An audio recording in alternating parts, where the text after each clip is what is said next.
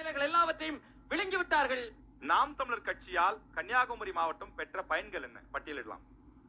வீட்டுக்கு ஒரு தமிழன் நாட்டை காக்க புறப்படு என்று முழங்கிய எங்கள் ஐயா மார்ஷல் நேசமணி அவர்களையும், தாளக்கிடப்பாறை தற்காப்பதை தர்மம் என்று முழங்கிய எங்கள் ஐயா வைகுண்டர் அவர்களையும் வணங்கி, நாம் தமிழர் கட்சி இந்த மண்ணில் என்ன செய்ததென்றால்,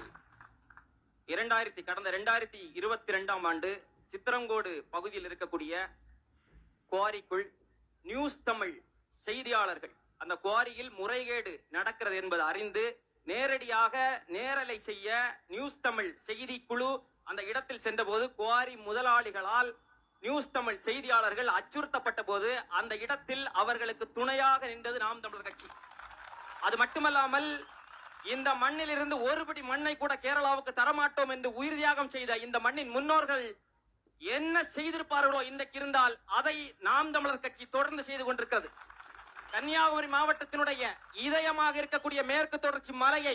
கொஞ்சம் கூட மனசாட்சி இல்லாம கொத்து கொத்தாக அறுத்து எடுத்து கேரள கடலில் கொட்டுகிற அந்த செயலை கண்டித்து எல்லை சாமிகளாக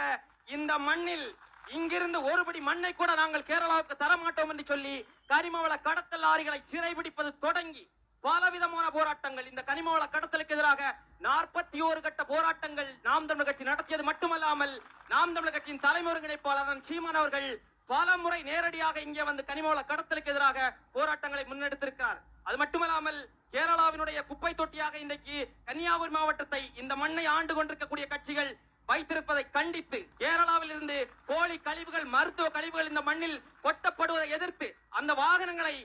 இங்குள்ள சிறைபிடித்து இங்குள்ள உள்ளாட்சி அமைப்புகளிடம் பிடித்து கொடுத்து அபராதம் விதிப்பதை தாண்டி